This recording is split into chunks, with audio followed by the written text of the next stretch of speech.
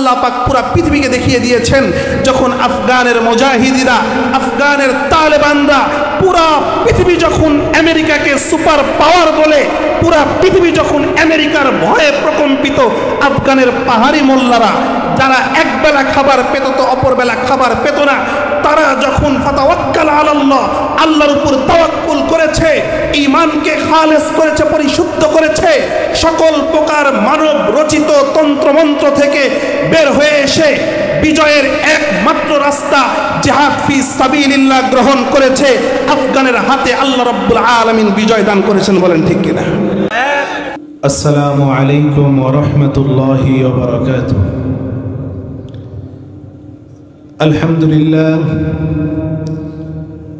আলহামদুলিল্লাহি রাব্বিল আলামিন, আল আকিবাতু লিল মুত্তাকিন, ওয়াসসালাতু ওয়াসসালামু আলা আশরাফিল আমবিয়াই ওয়াল মুরসালিন ওয়া আলা আলিহি ওয়া আসহাবিহি আজমাইন।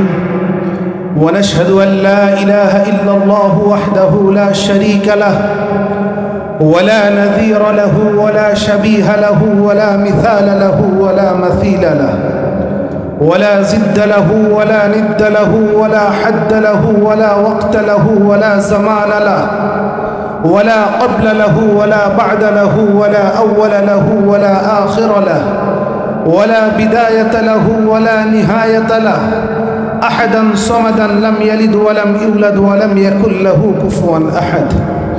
ونشهد أن سيدنا ونبينا وشفيعنا وحبيبنا وطبيبنا ومحبوبنا وأولانا ومولانا محمدا عبده ورسوله.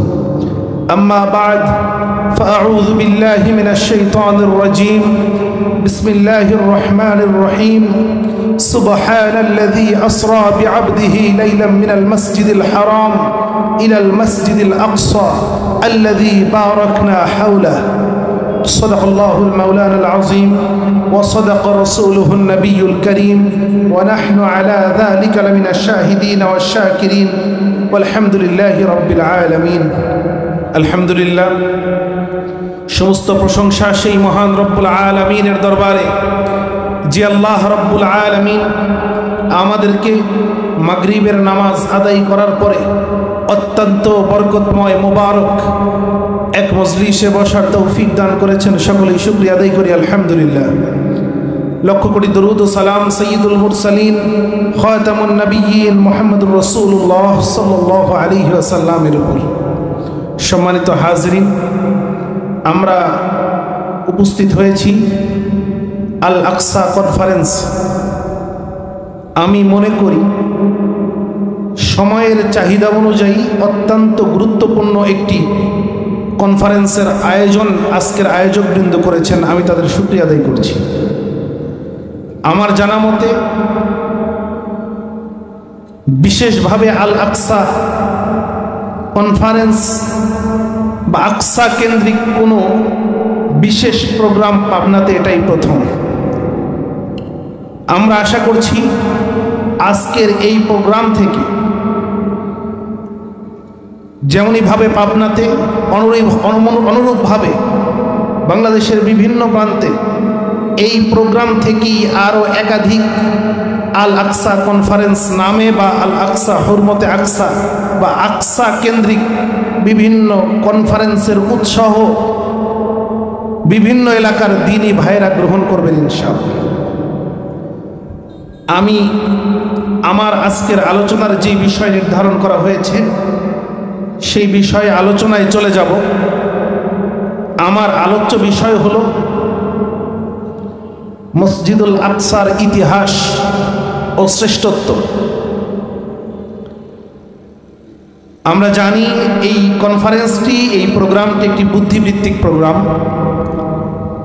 গতানুগতিক ওয়াজ মাহফিলের মতো কোনো প্রোগ্রাম নয়। আমরা যারা আলোচনা শুনব আমরা কখনোই সংখ্যাধিক্যের দিকে তাকাই না। আমাদের সমাজে যখন ওয়াজ মাহফিলগুলো হয়, যেই বিষয়গুলো লক্ষ্য করা হয় যে অধিক পরিমাণে মানুষ হতে হবে, কোয়ান্টিটি গুরুত্বপূর্ণ। আমাদের দৃষ্টিতে কোয়ান্টিটির কোনো মূল্য নাই, আমরা কোয়ালিটি দেখতে চাই। কোয়ালিটি ফুল 313 জন সাহাবী যখন সামনে অগ্রসর হয়েছে, হাজারের অধিক কাফের মুশরিকের উপর আল্লাহ রাব্বুল আলামিন বিজয় দান করেছেন। ঠিক কিনা জোরে বলেন। আজকে সারা পৃথিবীতে আমাদের একটি গর্বের কারণ হয়ে দাঁড়িয়েছে পত্র পত্রিকা প্রচার মাধ্যমে, সেটা হলো প্রতিনিয়ত মুসলমানের সংখ্যা বাড়ছে। আমরা এই প্রচারে যতটা না খুশি হই তার থেকে বেশি হতাশ হই। খুশির কারণ হলো আলহামদুলিল্লাহ বিশ্ব জানছে যে ইসলাম ধর্মের শ্রেষ্ঠত্বর দিকে তাকিয়ে অন্য ধর্মের মানুষ প্রতিনিয়ত ইসলাম ধর্ম গ্রহণ করছে। আর আমাদের হতাশার কারণ হলো আমাদের মুসলমানের হাজিরা খাতায় সংখ্যা বাড়ছে, যেই পরিমাণ মুসলমান না কালেমা পড়ছে তার থেকেও প্রতিনিয়ত বেশি মুসলমান ইরতিদাদের ফিতনায় পড়ে মুরতাদ হয়ে ইসলাম থেকে বের হয়ে যাচ্ছে। ঠিক কিনা জোরে বলেন। এই জন্য আমরা উম্মার এই ক্লান্তি লগ্নে কোয়ালিটিফুল মুসলিম চাই, যেই মুসলিমগুলো, যেই মুসলিম বৃন্দু তারা ঈমানী চেতনায় উজ্জীবিত থাকবে, সাহাবায়ে কেরামের আদর্শে আদর্শবান থাকবে। আমরা এমন কোয়ালিটিফুল মুসলিম, সেটা যদি সংখ্যায় কমও হয়, আমরা মনে করি এই কম সংখ্যক আদর্শ সাহাবায়ে কেরামের আদর্শে আদর্শিত কম সংখ্যক মুসলিমের হাতে আল্লাহ রাব্বুল আলামিন বিজয় দান করবেন। ঠিক কিনা জোরে বলেন। আমি আমার আলোচ্য বিষয়ে চলে যাচ্ছি। আমার আলোচ্য বিষয় হলো মসজিদে আকসার ইতিহাস এবং শ্রেষ্ঠত্ব। আমার সময় 40 মিনিট। এই 40 মিনিট সময়ের মধ্যে ইতিহাস এবং শ্রেষ্ঠত্ব দুইটা একসঙ্গে আলোচনা করা এটা একদমই অসম্ভব। এই জন্য আমি কিছু ইতিহাস কিছু শ্রেষ্ঠত্ব আলোচনা করার জন্য চেষ্টা করব ইনশাআল্লাহ। যে কোনো জিনিসের ইতিহাস যখন আলোচনা করা হয়, ইতিহাসের মূল যেই জিনিসটা সেটা হলো তার আবিষ্কার, সেটা তার সৃষ্টি, তার গোড়া কোথায়। মসজিদে আকসার ইতিহাস সম্পর্কে যদি আমরা জানতে চাই, রাসূলুল্লাহ সাল্লাল্লাহু আলাইহি ওয়াসাল্লামের হাদিসের ভাষ্য অনুযায়ী মসজিদে আকসার ইতিহাস যেভাবে জানা যায় সেটা হলো হযরতে আবু যর গিফারি রাদিয়াল্লাহু আনহু রাসূলুল্লাহ সাল্লাল্লাহু আলাইহি ওয়াসাল্লামকে জিজ্ঞাসা করলেন, আইয়ু মসজিদিন উযিআ ফিল আরদি আউওয়ালান, হে আল্লাহর রাসূল, দুনিয়াতে সর্বপ্রথম মসজিদ কোনটা? রাসূলুল্লাহ সাল্লাল্লাহু আলাইহি ওয়াসাল্লাম উত্তর করলেন, আল কাবা। কাবা হলো দুনিয়ার সর্বপ্রথম মসজিদ। যেমনটি আল্লাহ রাব্বুল আলামিন কোরআনে কারীমের মধ্যে বলেন, ইন্না আউওয়ালা বাইত উযিআ লিল্লাযী বাক্কাতা বিবাক্কাতা মুবারাকান।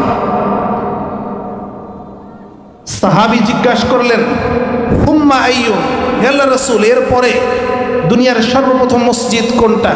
রাসূল উত্তর দিলেন, আল মসজিদুল আকসা। সাহাবী জিজ্ঞাসা করলেন, দ্বিতীয় মসজিদ তো মসজিদে আকসা, মা বাইনাহুমা ইয়া রাসূলুল্লাহ, উভয় মসজিদের মধ্যে পার্থক্য কত দিনের? রাসূল উত্তর করলেন, 40 সানা, 40 বছর। মসজিদে হারাম বাইতুল্লাহর সৃষ্টির 40 বছর পরে মসজিদে আকসা বা বাইতুল মুকাদ্দাসের সৃষ্টি এই পৃথিবীতে। ফুকাহায়ে কেরাম, উলামায়ে কেরামের মধ্যে ইখতিলাফ রয়েছে যে এই পার্থক্য তো এটা সুনিশ্চিত রাসূলের ভাষ্য যে মসজিদে হারামের 40 বছর পরে মসজিদে আকসা সৃষ্টি। তো এই সময়কালটা কখন? কোন মুহাদ্দিস বর্ণনা করেছেন যেহেতু মসজিদে হারাম পুনর্নির্মাণ করেছেন হযরত ইব্রাহিম আলাইহিস সালাতু ওয়াস সালাম এবং তার পুত্র ইসমাইল আলাইহিস সালাতু ওয়াস সালাম। আর ইব্রাহিম আলাইহিস সালাতু ওয়াস সালামের জীবনী আমরা জানি। ইব্রাহিম আলাইহিস সালাতু ওয়াস সালাম ইরাকের মানুষ ছিলেন, ব্যাবিলনের মানুষ ছিলেন। ব্যাবিলনীয় সভ্যতা নয়, যে ব্যাবিলনের কথা কোরআনে আছে, অর্থাৎ আমরা সংক্ষেপে বুঝলে যেটাকে ইরাক বলা হয়। ইরাকের মানুষ ছিলেন ইব্রাহিম আলাইহিস সালাতু ওয়াস সালাম। ইরাক থেকে হিজরত করেছেন শামে। হিজরত করার পরে তার দুইজন স্ত্রী, একজন স্ত্রী হযরতে হাজরা আলাইহিস সালাম, তাকে এবং তার পুত্র ইসমাইলকে, এই দুইজনকে রেখে এসেছেন মক্কায়।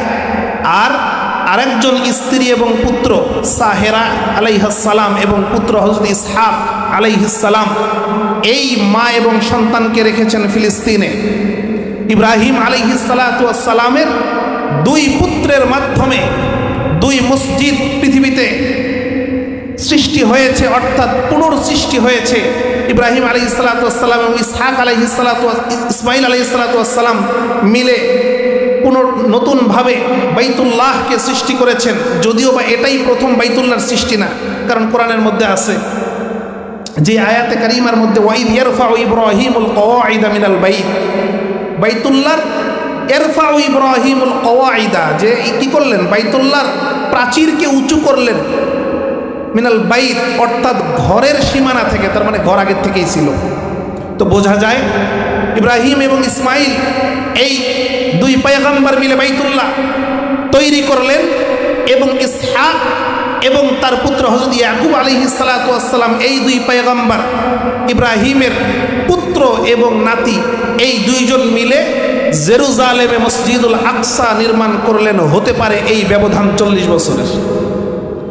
কোন কোন মুফাসসির বলেন যে না, এই ব্যবধান আদম আলাইহিস সালাতু ওয়াস সালামের পুত্ররা বাইতুল্লাহ তৈরি করেছেন, তার অন্য পুত্ররা গিয়ে মসজিদে আকসা তৈরি করেছেন তার 40 বছর পরে। সর্বোপরি মৌলিক কথা হলো বাইতুল্লাহ সৃষ্টির 40 বছর পরেই মসজিদুল আকসা সৃষ্টি। বাইতুল্লাহ যেমন পৃথিবীতে দামি এবং মূল্যবান, মসজিদুল আকসাও পৃথিবীতে দামি এবং মূল্যবান। বাইতুল্লাহ যেমন, বাইতুল্লাহর সৃষ্টির কথা আল্লাহ বলেছেন, মসজিদে আকসার সৃষ্টির কথাও আল্লাহ বলেছেন।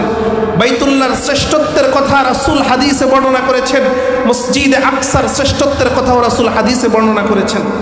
তো আমরা জানলাম যে মসজিদে আকসার সৃষ্টি হলো বাইতুল্লাহ সৃষ্টির 40 বছর পরে, এটা হাদিস দ্বারা প্রমাণিত। এবার ইতিহাস এবং শ্রেষ্ঠত্ব সমানভাবে আমরা আলোচনা করতে চাই। বাইতুল্লাহর মান আর মর্যাদা সম্পর্কে আল্লাহ রাব্বুল আলামিন কোরআনে কারীমের মধ্যে বলেন, ইন্না আউওয়ালা বাইতি উদিআ লিন-নাস লাল্লাযী বিবাক্কাতা মুবারাকা। বাইতুল্লাহর সবথেকে বড় শ্রেষ্ঠত্ব হলো মুবারাকা। বাইতুল্লাহকে আল্লাহ রাব্বুল আলামিন বরকত দ্বারা ভরপুর করে দিয়েছেন, বলেন সুবহানাল্লাহ। কোরআনের ভাষায় কাবা যেই জায়গায় আছে ওই জায়গায় আল্লাহর পক্ষ থেকে অনবরত সদা সর্বদা বরকত নাজিল হয়, রহমত নাজিল হয়। বাইতুল্লাহর ক্ষেত্রে যেমন মুবারাকান শব্দ আল্লাহ ব্যবহার করেছেন, অনুরূপভাবে কোরআনে কারীমের মধ্যেও আল্লাহ রাব্বুল আলামিন মসজিদে আকসার ব্যাপারেও মুবারাকা শব্দ ব্যবহার করেছেন। কেমন? আল্লাহ বলেন, ওয়ানাজ্জাইনাহু ওয়া লূতান ইলাল আরদিল্লাতী বারাকনা ফিহা লিল আলামিন। আল্লাহ বলেন, আমি ইব্রাহিমকে এবং লূতকে নাজাত দিয়েছি। ওয়ানাজ্জাইনাহু ওয়া লূতান ইলাল আরদিল্লাতী, এমন ভূমিতে বারাকনা ফিহা লিল আলামিন, যেই ভূমিতে আমি বরকত রেখেছি লিল আলামিন, শুধু ওই ভূমির মানুষের জন্য নয়, পুরা দুনিয়ার মানুষের জন্য, বলেন সুবহানাল্লাহ। আল্লাহ বলেন, কথাটা খুব ভালো করে বুঝবো কেন মসজিদে আকসার দিকে আমাদের এত টান।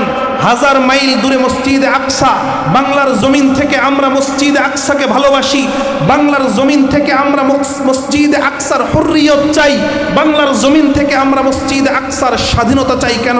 শুধু বাংলার জমিন নয়, পৃথিবীর প্রতিটি প্রান্তের জন্য বরকত রেখেছেন মসজিদে আকসার মধ্যে, বলেন সুবহানাল্লাহ। আল্লাহ বলেন, ওয়ানাজ্জাইনাহু ওয়া লূতান ইলাল আরদিল্লাতী বারাকনা ফিহা লিল আলামিন, যেই মসজিদ আকসার মধ্যে, যেই জেরুজালেমে আমি ইব্রাহিমকে মুক্তি দিয়েছি, যেই জেরুজালেমে লূত আলাইহিস সালামকে মুক্তি দিয়েছি, ওই জেরুজালেমে আমি পুরা দুনিয়াবাসীর জন্য বরকত রেখেছি। সুবহানাল্লাহ। মসজিদ আকসার ইতিহাস কি? ইব্রাহিম আলাইহিস সালাতু ওয়াস সালাম, তার পিতা ইরাকের বাদশা নমরুদ, এদের জুলুম এবং নির্যাতনে আল্লাহ পাকের হুকুমে তিনি কি করলেন? সফর করলেন। কোথায় সফর করলেন আল্লাহ পাক সেটাও জানিয়ে দিলেন। সফর করে চলে গেলেন শামে, আজকের সিরিয়া নয়, ইতিহাসে শাম দ্বারা সিরিয়া সহ মধ্যপ্রাচ্যের আশপাশের যেই জর্ডান, লেবানন, এবং বর্তমান ইসরায়েল যে অংশ দখল করে আছে, এগুলো সব শামের অন্তর্ভুক্ত ছিল।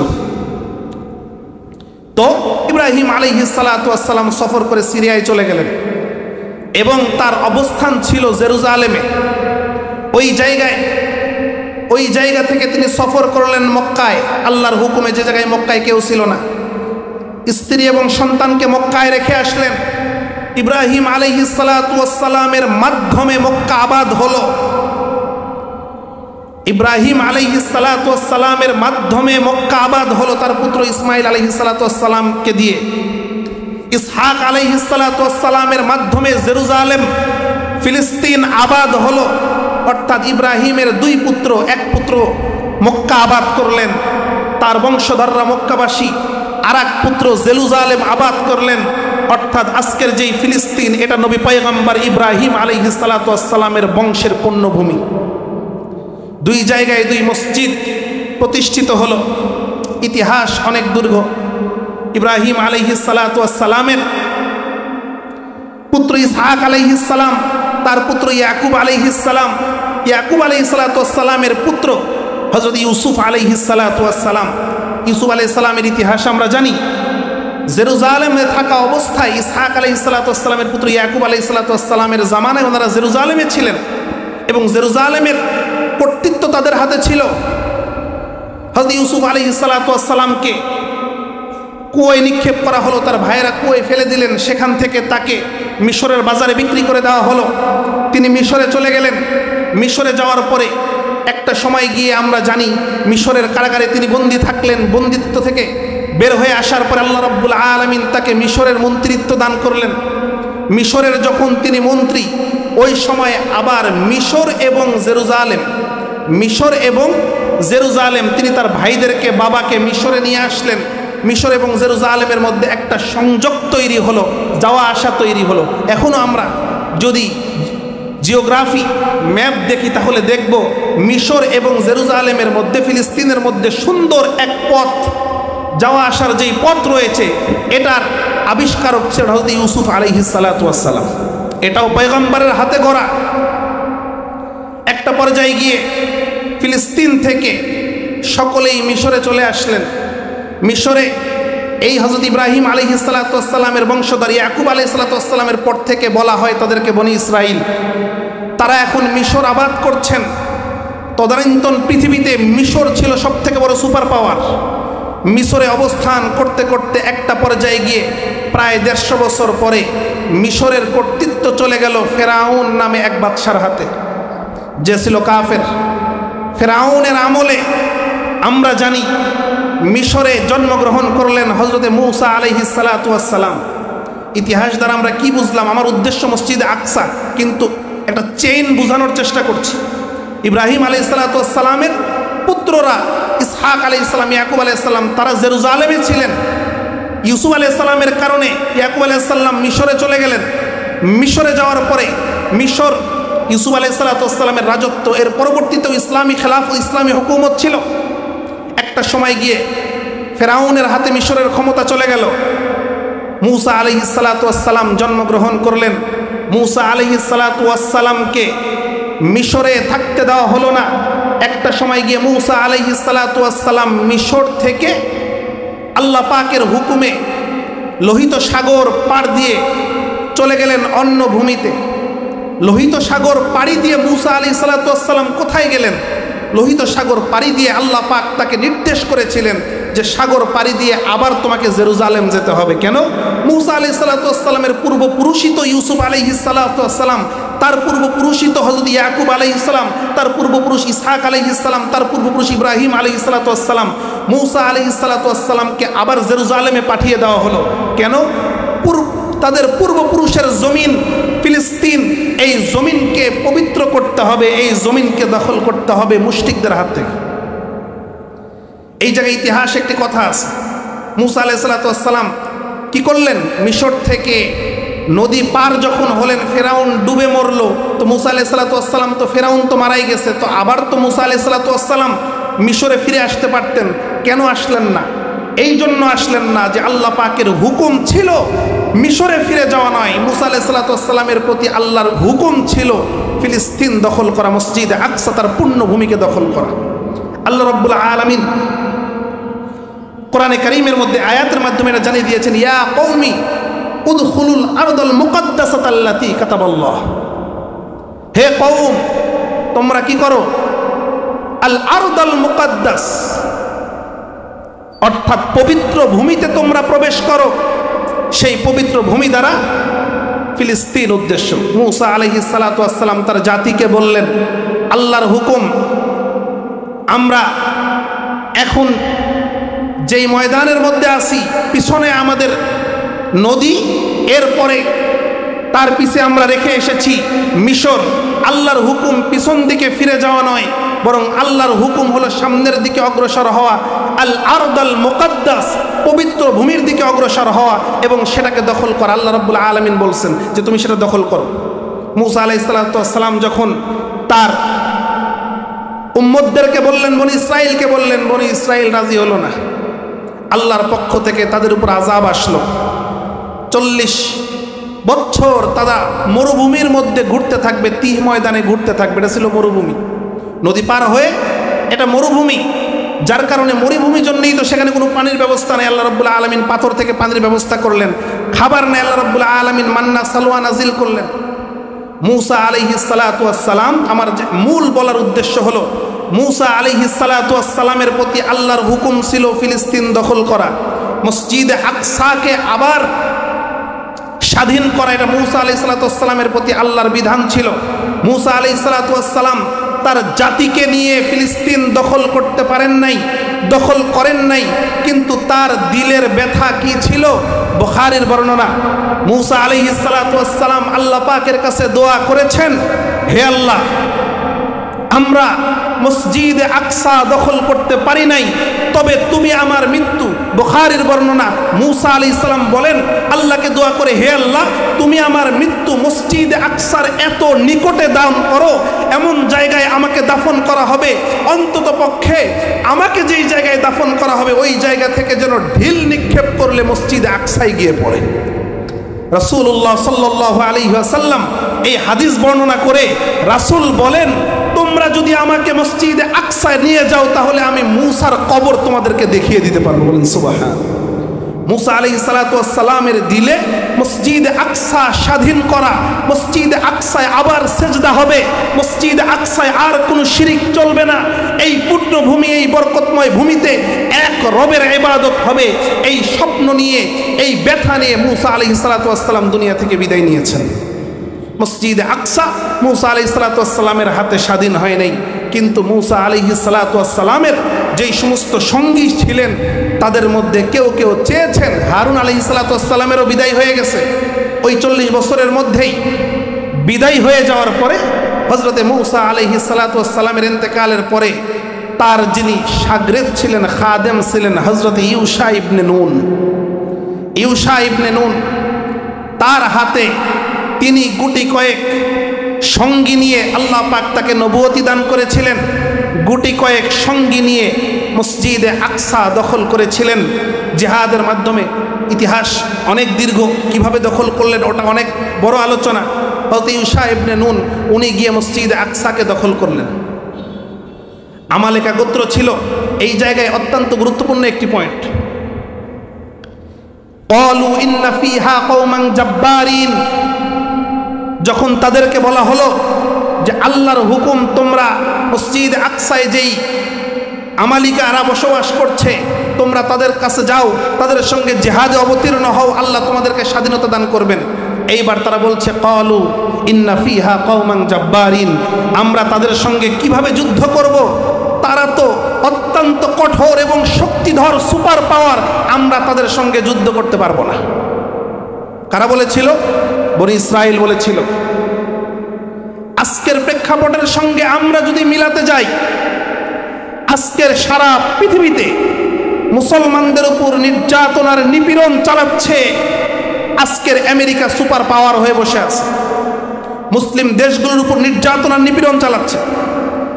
আমরা আজকের সুপার পাওয়ারকে কিছুই করছি না বা কিছুই বলছি না। কেন?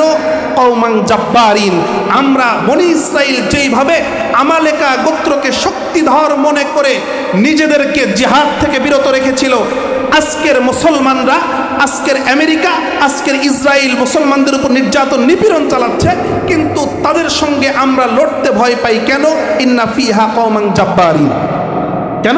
তারা শক্তিধর, তাদের কাছে বিশ্বের অত্যাধুনিক মরণাস্ত্রগুলো রয়েছে, আমাদের কাছে তো কিছুই। আল্লাহ রাব্বুল আলামিন চোখে আঙ্গুল দিয়ে দেখিয়ে দিয়েছেন পুরা পৃথিবীবাসীকে যে শুধুমাত্র অত্যাধুনিক প্রযুক্তি আর অত্যাধুনিক অস্ত্রের মাধ্যমেই বিজয় আসে না। বিজয়ের মূল তন্ত্র আর মন্ত্র হলো ইখলাস। বিজয়ের মূল তন্ত্র এবং মন্ত্র হলো একমাত্র ফাতাওয়াক্কাল আলাল্লাহ ওয়া কাফা বিল্লাহি হাসিবা, একমাত্র আল্লাহর উপর ভরসা এবং নিজের ইখলাসকে পরিশুদ্ধ করা। আল্লাহ পাক পুরা পৃথিবীকে দেখিয়ে দিয়েছেন যখন আফগানের মুজাহিদিরা, আফগানের তালেবানরা, পুরা পৃথিবী যখন আমেরিকাকে সুপার পাওয়ার বলে, পুরা পৃথিবী যখন আমেরিকার ভয়ে প্রকম্পিত, আফগানের পাহাড়ি মোল্লারা যারা একবেলা খাবার পেত তো অপরবেলা খাবার পেত না, তারা যখন ফাতাওয়াক্কাল আলাল্লাহ, আল্লাহর উপর তাওয়াক্কুল করেছে, ঈমানকে খালেস করেছে, পরিশুদ্ধ করেছে, সকল প্রকার মানব রচিত তন্ত্রমন্ত্র থেকে বের হয়ে এসে বিজয়ের একমাত্র রাস্তা জিহাদ ফি সাবিলিল্লাহ গ্রহণ করেছে, আফগানের হাতে আল্লাহ রাব্বুল আলামিন বিজয় দান করেছেন। বলেন ঠিক কিনা? এটা থেকে আমাদেরকে শিক্ষা গ্রহণ করতে হবে। অপ্রাসঙ্গিক, এরপরেও মাঝে কথা প্রসঙ্গে চলে আসলো। আজকের মুসলমানরা আল্লাহর পক্ষ থেকে যতগুলো বিধান আমাদের উপর আছে, সমস্ত বিধান আমরা পালন করার জন্য সদা প্রস্তুত। নামাজ আল্লাহর বিধান আমাদেরকে পালন করতে হবে, রোজা পালন করতে হবে, কোরবানি আমাদের উপর বিধান ছিল পালন করতে হবে, আমরা কোরবানির বিধান পালন করেছি। আল্লাহ পাকের অন্যতম একটি বিধান হলো ইন্নী জাইলুন ফিল আরদি খলিফা, আল্লাহর এই জমিনে আল্লাহর প্রতিনিধিত্ব প্রতিষ্ঠা করা, আল্লাহর এই জমিনে আল্লাহর খেলাফত প্রতিষ্ঠা করা, এটাও আল্লাহর পক্ষ থেকে আমাদের উপর বিধান। এই বিধান থেকে আমরা দূরে, এই বিধান পালন করাকে আমরা তেমন প্রয়োজন মনে করি না। প্রয়োজন মনে না করার পিছনে কয়েকটা কারণ আছে। তার মধ্যে এক নাম্বার কারণ ইন্না ফিহা কওমান জাব্বারিন, আমরা কাদের বিরুদ্ধে লড়ব? আজকে আমরা আমাদের জায়গা থেকে যদি লড়তে হয় তো লড়তে হবে আমাদের পার্শ্ববর্তী ভারতের সঙ্গে। তারা তো আমাদের চারপাশ ঘেরাও করে রেখে দিচ্ছে, তারা আমাদের চারপাশ ঘেরাও করে রেখেছে। তাদের সঙ্গে আমরা কেমনে লড়ব? যদি লড়ার প্রয়োজন হয় তো আমরা তাদের সঙ্গে কেমনে লড়ব?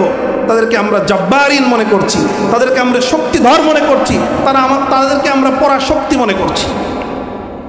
আল্লাহ রাব্বুল আলামিন,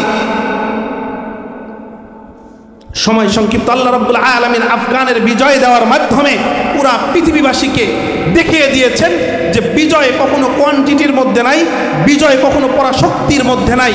বিজয় হলো আল্লাহ পাকের উপর তাওয়াক্কুল, ভরসা থাকতে হবে এবং খালেস নিয়তে পরিশুদ্ধ ঈমানের মাধ্যমে সঠিক রাস্তায় বিজয়ের জন্য অগ্রসর হতে হবে। আজকের সমাজে আমরা ইসলামের বিজয় চাই, আজকের সমাজে আমরা ইসলামের এলাই কালিমাতুল্লাহ চাই, আজকের সমাজে আমরা ইসলাম কায়েম করতে চাই। তবে রাসূলুল্লাহ সাল্লাল্লাহু আলাইহি ওয়াসাল্লামের দেখানো পদ্ধতি বাদ দিয়ে আব্রাহাম লিঙ্কন, কার্ল মার্কস আর লেনিনের দেখানো পদ্ধতিতেও আমরা ইসলাম বিজয়ের স্বপ্ন দেখি। বলেন নাউজুবিল্লাহ। মনে রাখতে হবে আমি আমার গন্তব্য ঠিক করতে হবে। বলে আমার গন্তব্য হলো ঢাকা, তাহলে আমাকে ঢাকার গাড়িতে উঠতে হবে। আমার গন্তব্য ঢাকা, আমি যদি খুলনার গাড়িতে উঠি আমার ঢাকা পৌঁছানো সম্ভব না। বলে আমার নিয়ত ঠিক আছে, আমি ঢাকায় যেতে চাই, কিন্তু গাড়িতে উঠছি কিসের? খুলনার গাড়িতে। আজকের যারা ইসলাম কায়েমের স্বপ্ন দেখছি এবং স্বপ্ন দেখে খেলাফা আলা মিনহাজিন নবুওয়ার রাস্তা ছেড়ে দিয়ে মানব রচিত গণতন্ত্র, সমাজতন্ত্র, লেনিনবাদার সেকুলারিজম সহ এই সমস্ত তন্ত্রমন্ত্রের মধ্যে প্রবেশ করেছি, মনে রাখতে হবে গণতন্ত্রের দ্বারা ইসলাম প্রতিষ্ঠার স্বপ্ন দেখা, গণতন্ত্রের দ্বারা ইসলাম প্রতিষ্ঠার স্বপ্ন দেখতে দেখতে একসময় এই গণতন্ত্র আমাকে মুরতাদ বানিয়ে ফেলবে, আমি এতটুকু বুঝতে পারবো না। ঠিক কিনা জোরে বলেন? কেন কেন বললাম মুরতাদ বানিয়ে ফেলবে? যখন আমি গণতন্ত্রের মধ্যে প্রবেশ করব, মানব রচিত তন্ত্রমন্ত্র প্রবেশ করব, তো প্রত্যেকটা বলে যেই ঔষধ আমি খাবো, তো ওই ওষুধ খাওয়ার একটা নির্ধারিত তরিকা আছে না নাই? যেই কাজ আমি করব ওই কাজের আবিষ্কারক, যেই মাইক কিভাবে চলবে আমি আমার বুঝ অনুযায়ী চালালে চলবে না, অপারেটর যেভাবে বলবে ওইভাবেই চালাইতে হবে। ঠিক কিনা? তো যখন আমি গণতন্ত্রের মাধ্যমে ইসলামী খেলাফতের স্বপ্ন দেখব, তো এই গণতন্ত্রের হর্তাকর্তা যারা, তো তাদের দেখানো পদ্ধতিতেই তো আমাকে আগাইতে হবে। তো যখন তাদের দেখানো পদ্ধতিতে আগাবো, তো তারা কি আমাকে যে ইসলামকে মিটিয়ে দেওয়ার জন্যই গণতন্ত্রের আবিষ্কার, যে ইসলামকে মিটিয়ে দেওয়ার জন্যই গণতন্ত্রের সৃষ্টি, তারা কি আমাকে ওই পথ দেখাবে যেই পথের মাধ্যমে আবার ইসলাম কায়েম হবে? এটা কি কোনোদিন সম্ভব? কোনোদিনও সম্ভব না। এই জন্য আজকের যারা আকসা বিজয়ের স্বপ্ন দেখছি, আজকে যারা সারা পৃথিবীতে এলাই কালিমাতুল্লাহর স্বপ্ন দেখছি, আজকে যারা সারা পৃথিবীতে ইসলামী খেলাফতের স্বপ্ন দেখছি, আজকে যারা সারা পৃথিবীতে একমাত্র আল্লাহ পাকের রাজ এবং রাজত্বের স্বপ্ন দেখছি, তাদেরকে সর্বপ্রথম কালেমা পড়ার পরে আমরা মনে করি প্রচলিত মানব রচিত সকল প্রকার তন্ত্র মন্ত্র থেকে বের হয়ে আসতে হবে। ঠিক কিনা জোরে বলেন? যখন কেউ রাসূলকে কটূক্তি করবে, রাসূলের নামে ব্যঙ্গচিত্র করবে, এই ব্যাপারে ইসলামের বিধান আমরা এখানে যারা উপস্থিত আছি আমাদের কারো জানার বাকি আছে? রাসূলের কটূক্তিকারীর শাস্তি কি? সকলেই বলেন, রাসূলের কটূক্তিকারীর শাস্তি কি? মান সাব্বা নাবিয়ান ফাকতুলুহু, যে রাসূলকে গালি দেবে তাকে কি করতে হবে? তাকে কি করতে হবে? হত্যা করতে হবে। এই ব্যাপারে একাধিক ওলামায়ে কেরামের একাধিক মত। অধিকাংশ ওলামায়ে কেরামের মতামত হলো রাসূলের কটূক্তিকারী, রাসূলকে যে গালি দেবে, রাসূলকে যে ব্যঙ্গ করবে, তার ব্যাপারে ইসলামের বিধান হলো তাকে হত্যা করতে হবে। লা তুকবালু তাওবাতুহু, সে যদি তওবাও করে এরপরেও তওবা কবুল করা হবে না, তার একমাত্র শাস্তি মৃত্যুদণ্ড, অন্য কোনো কথা তার ব্যাপারে চলবে না। এটা ইসলামের বিধান। আমরা গত 2 দিন আগে দেখলাম একজন আলেম, এক সময় তিনি ছিলেন পরিপূর্ণ তাওহীদে বিশ্বাসী, মানব রচিত তন্ত্রমন্ত্র গণতন্ত্রের মাধ্যমে আবার নতুন করে ইসলামী খেলাফতের স্বপ্ন তিনি দেখছেন। উনি নতুন করে ফতোয়া আবিষ্কার করেছেন, যদি কেউ না বুঝে রাসূলকে কটূক্তি করে তাহলে তার ব্যাপারে ওলামায়ে দেওবন্দের ফতোয়া হলো যে তাকে আগেই হত্যা করা হবে না, তাকে তওবা করার সুযোগ দেওয়া হবে। আমি এখানে মূল যেই জিনিসটা বুঝাতে চাই খুব ভালো করে বুঝবেন। রাসূলের কটূক্তির ব্যাপারে অধিকাংশ আলেমের মত, তার তওবা কবুল করা হবে না। কেন রাসূলকে গালি দিল, তার শাস্তি মৃত্যুদণ্ড, কোনো আপিল চলবে না, এটা আল্লাহর বিধান। কোনো আলেম বলেছেন হ্যাঁ তাকে সুযোগ দেওয়া হবে তওবা করার জন্য, কোনো আলেম বলেছেন তাকে সুযোগ দেওয়া হবে তওবা করার জন্য। এখন আমি একজন মুসলিম হিসাবে রাসূলের প্রেম, রাসূলের মহাব্বত আর ভালোবাসাই তো আমার দ্বারা প্রকাশ পাবে। বলেন তো দেখি কোন ফতোয়া রাসূলের প্রতি প্রেম আর ভালোবাসা প্রকাশ পায়? তাকে হত্যা করা নাকি তাকে বাঁচায় দেওয়া? কোন ফতোয়া? অবশ্যই হত্যার পক্ষে যে থাকবে সেই রাসূলের প্রতি ভালোবাসা প্রদর্শন করেছে। অবশ্যই যে এই ফতোয়ার পক্ষে থাকবে যে তাকে মাফ করে দেওয়ার ব্যাপারেও কথা আছে।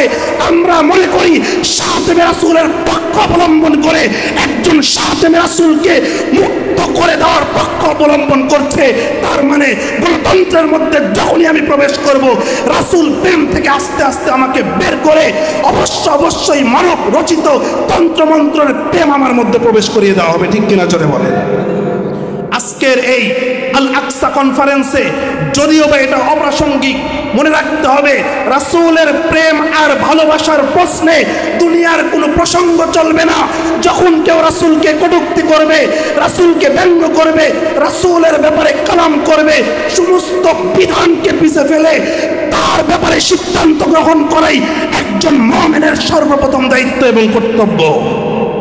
আমার ভাইয়েরা, যে কথা বলছিলাম মসজিদে আকসার শ্রেষ্ঠত্ব, হযরতে ইউশা ইবনে নুন, আল্লাহ রাব্বুল আলামিন তার হাতে মসজিদে আকসার বিজয় দান করলেন। ঘটনাক্রমে একটা সময় গিয়ে আবার মসজিদে আকসা হাতছাড়া হয়ে গেল।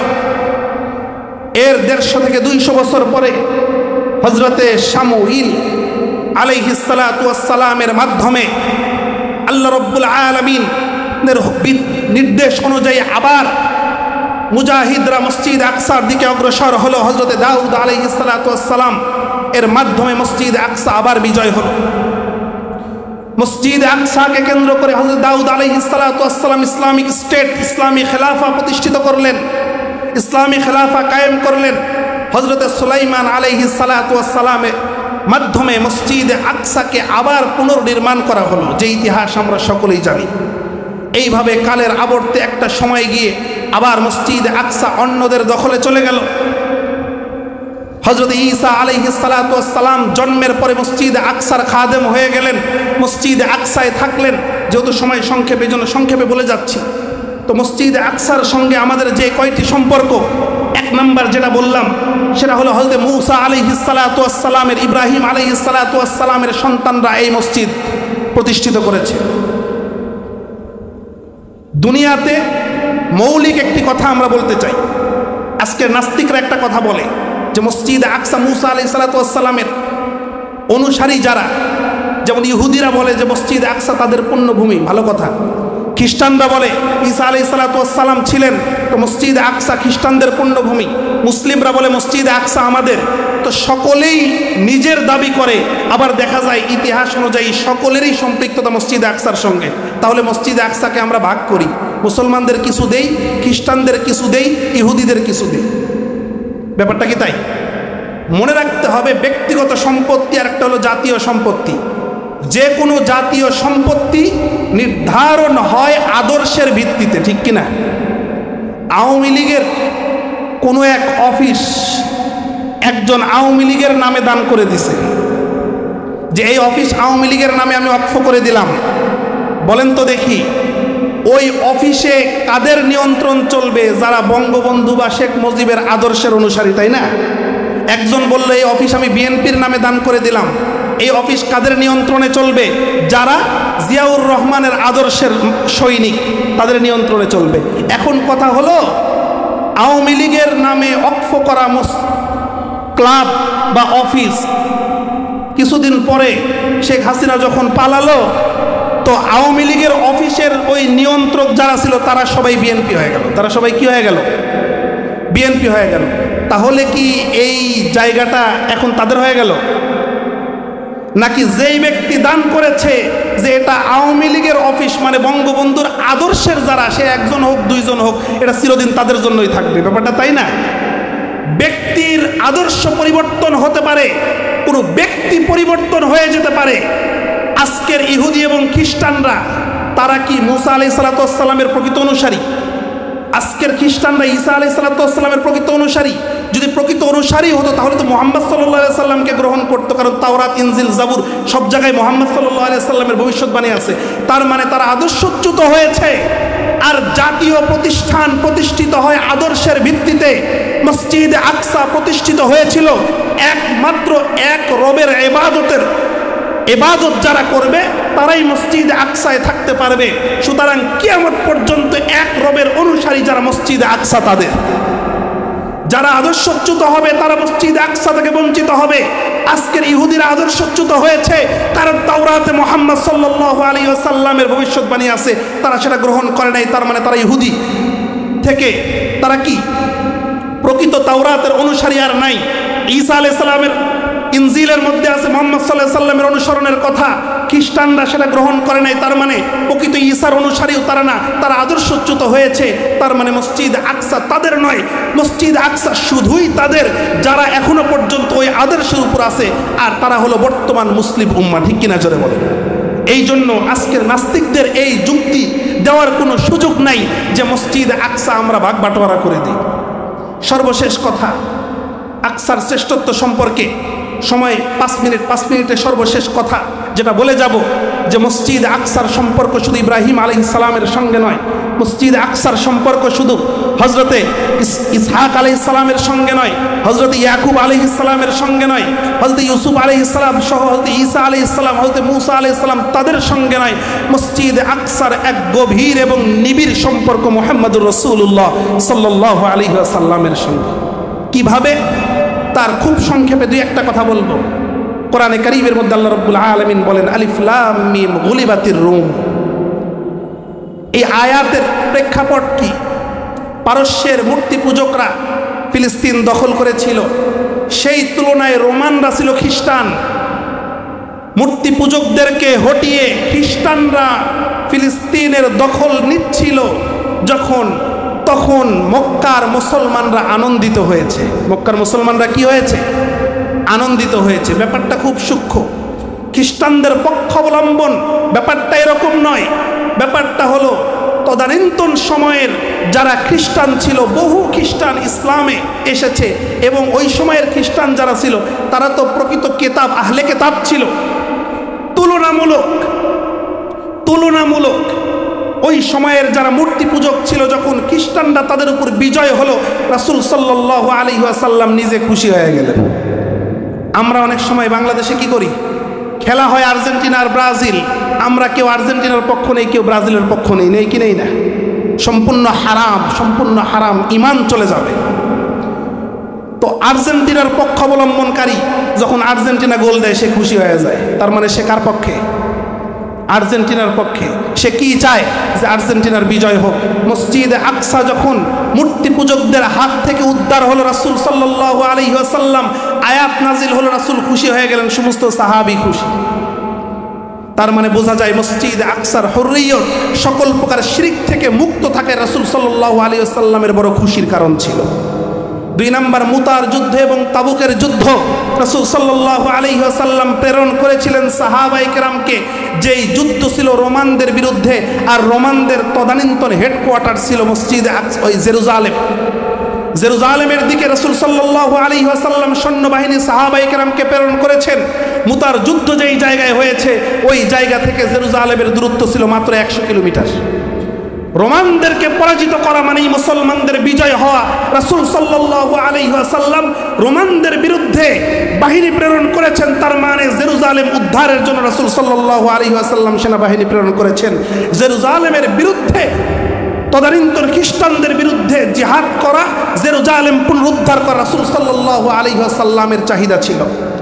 হযরত আবু বকর সিদ্দিক রাদিয়াল্লাহু আনহুর শাসনামলে সর্বপ্রথম কাজ করেছেন যাকাতকে অস্বীকারীদের বিরুদ্ধে। এরপরে হযরত আবু বকর সিদ্দিক রাদিয়াল্লাহু আনহুর দ্বিতীয় কাজ ছিল মুসাইলামাতুল কাজ্জাব, নবী দাবিকারী, তার বিরুদ্ধে। আবু বকর রাদিয়াল্লাহু আনহুর তৃতীয় কাজই ছিল মসজিদে আকসাকে উদ্ধার করা। তার জীবদ্দশায় সম্ভব হয় নাই। হযরত ওমর ফারুক রাদিয়াল্লাহু আনহুর জামানায় হযরত ওমর ফারুক রাদিয়াল্লাহু আনহু এক বিশাল সৈন্যবাহিনী, সাহাবায়ে কেরামের প্রায় 12,000 সৈন্যবাহিনী দিয়ে মসজিদে আকসা উদ্ধারের জন্য প্রেরণ করলেন। দীর্ঘ ইতিহাস। হযরতে আবু উবাইদা ইবনুল জাররাহ সম্ভবত সাহাবীর নেতৃত্বে হযরত ওমর ফারুক রাদিয়াল্লাহু আনহু সৈন্যবাহিনী প্রেরণ করলেন মসজিদে আকসাকে উদ্ধার করার জন্য। যেই জিহাদের দীর্ঘ অনেক ইতিহাস আছে। ইয়ারমুকের যুদ্ধ এর পরবর্তীতে দীর্ঘ সময় জিহাদ হলো। 3 লক্ষ রোমানদের বিরুদ্ধে মাত্র 12,000 সৈন্য, যেই জায়গায় 4,000 সাহাবী ছিল, হযরত ওমর ফারুক রাদিয়াল্লাহু আনহু প্রেরণ করেছেন। 3 লক্ষের বিরুদ্ধে 12,000 মুসলমান যখন জিহাদে অবতীর্ণ হলেন, আল্লাহ রাব্বুল আলামিন বিজয় দান করলেন। এর দ্বারাও প্রতীয়মান হয় মুসলমানদেরকে সংখ্যাধিক্যের দিকে তাকালে চলবে না, মুসলমানদেরকে তাকাতে হবে কোয়ালিটির দিকে। ঠিক কিনা জোরে বলেন? আজকে সারা পৃথিবীতে মুসলমান যারা আছে কয়েক ভাগে বিভক্ত। ওলামায়ে কেরাম গুরুত্বপূর্ণ আলোচনা করবেন। সংক্ষেপে বলি, কিছু আছে মডারেট মুসলিম, তাদের মূল কথা কি বলি, ইসলাম শান্তির ধর্ম, ইসলাম মানেই তো শান্তি। নাউজুবিল্লাহ। ইসলাম মানে কি শান্তি? ইসলাম মানে শান্তি? আরে সালাম মানে শান্তি। ইসলাম মানে মাথা নত করা। ইসলাম মানে কি? মাথা নত করা। আল্লাহর বিধান যখন আসবে দুনিয়ার কোনো যুক্তি তর্ক চলবে না। আল্লাহর বিধান যখন আসবে দুনিয়ার পরিবেশ পরিস্থিতির দিকে তাকালে চলবে না। বিধানের কাছে মাথা নত করে বিধান পালনই একমাত্র মাকসাদ এবং উদ্দেশ্য হতে হবে। এর নাম হলো ইসলাম। আজকে যখন পার্শ্ববর্তী মুসলমান নির্যাতিত আর নিপীড়িত, তখন আমরা নানান ক্যালকুলেশন মিলাই যে আমাদের সংখ্যা কত, আমরা গেলে মারা পড়ব, আমাদের কি হবে। এই মুহূর্তে এই কথা বলা যাবে না, জিহাদের কথা বলা যাবে না, কালেমার পতাকা উঠানো যাবে না। এটা করলে মানুষ আমাকে জঙ্গিবাদ বলবে, মানুষ বলবে দেশে মৌলবাদ দিয়ে ভরে গেছে। ক্যালকুলেশন মিলানো কোন জায়গা থেকে শুরু হয়েছে? যখন থেকে আমরা মডারেট ইসলাম গ্রহণ করছি। Moderate Muslim. ইসলাম মানে শান্তি। শান্তি মানে খাওয়ার পরে মিষ্টি খাও, এরপরে সালাম দাও, হাসি মুখে কথা বলো, প্রতিবেশীর জন্য ঝোল বাড়ায় দাও। এতটুকুর মধ্যে ইসলাম সীমাবদ্ধ। 2 নাম্বার, কিছু মানুষ শান্তির থেকে কিছুটা অশান্তির মধ্যে আসছে। কি বলে? হ্যাঁ, ইসলাম কায়েম করতে হবে, তবে শান্তির মাধ্যমে ইসলাম কায়েম করতে হবে। শান্তির মাধ্যমে মানে বলে সুন্দর এক ফর্মুলা দিয়ে দিছে আব্রাহাম লিঙ্কন, ভোটাভুটির মাধ্যমে। এই যে প্রচলিত ভোট পদ্ধতি, মনে রাখতে হবে প্রচলিত ভোট পদ্ধতি যেটা, এটা সম্পূর্ণ কোরআন এবং হাদিসের সঙ্গে সংঘর্ষিক। প্রচলিত ভোট পদ্ধতি এটা হারাম। গণতন্ত্র ইসলামী খেলাফার বিরুদ্ধে তারা সৃষ্টি করেছে, তার মানে গণতন্ত্র কুফর। প্রচলিত ভোট পদ্ধতি হারাম, প্রচলিত ভোট পদ্ধতির মাধ্যমে ইসলাম কায়েম অসম্ভব। এই তিন মূলনীতি মনে রাখতে হবে। মূলনীতি কয়টা? এক নাম্বার, গণতন্ত্র সকলেই বলেন কুফর। গণতন্ত্র কি? সবাই বলেন গণতন্ত্র কি? গণতন্ত্র কি? প্রচলিত নির্বাচন পদ্ধতি হারাম। প্রচলিত নির্বাচন পদ্ধতি কি? প্রচলিত নির্বাচন পদ্ধতি কি? কোরআনের অসংখ্য আয়াতের সঙ্গে সাংঘর্ষিক। হুজুরের একটা লেখা বই আছে, আমি পড়েছি। ওই বইয়ের মধ্যে এগুলো স্পষ্ট ভাষায় সুন্দর করে দেওয়া আছে। হ্যাঁ, গণতন্ত্র ও নির্বাচন বইটা যদি কোথাও পান সংগ্রহ করবেন। প্রচলিত ভোট পদ্ধতি হারাম। হারাম পদ্ধতিতে আবার ইসলাম কায়েম করা যায় নাকি? হারাম পদ্ধতিতে অজু করলে অজু হবে, হারাম পদ্ধতিতে নামাজ পড়লে নামাজ হবে, হারাম পদ্ধতিতে হজ করলে হজ হবে, হারাম পদ্ধতিতে জাকাত দিলে জাকাত হবে। তো হারাম পদ্ধতিতে দিন কায়েমের স্বপ্ন দেখলো, এটা কি দিন কায়েম হবে? তার মানে গণতন্ত্র কুফর, প্রচলিত নির্বাচন পদ্ধতি হারাম, আর এই প্রচলিত নির্বাচন পদ্ধতির মাধ্যমে দিন কায়েমের স্বপ্ন অসম্ভব। কি সম্ভব? অসম্ভব। মনে রাখতে হবে দিন কায়েমের একমাত্র রাস্তা দাওয়াত ও জিহাদ, এলাই কালিমাতুল্লাহর জন্য। আল্লাহর এই জমিনে যদি আল্লাহর হুকুমত প্রতিষ্ঠিত করতে চাই, আমরা যদি আল আকসাকে আবার পুনরুদ্ধার করতে চাই, অন্য কোনো পথে গেলে চলবে না। মুসলমানদেরকে আবার পুনরুজ্জীবিত হতে হবে। খালিদ বিন ওয়ালিদের সে আদর্শকে ধারণ করতে হবে, একমাত্র মডেল হিসাবে গ্রহণ করতে হবে আফগানের তালেবানদেরকে। এছাড়া অন্য কোনো মডেল গ্রহণ করলে কখনোই দিন কায়েম সম্ভব না। আল্লাহ রাব্বুল আলামিন আমাদেরকে কথাগুলি বোঝার তৌফিক দান করেন, আমল করার তৌফিক দান করেন। ওয়া আখিরু দাওয়ানা আলহামদুলিল্লাহি রাব্বিল আলামিন।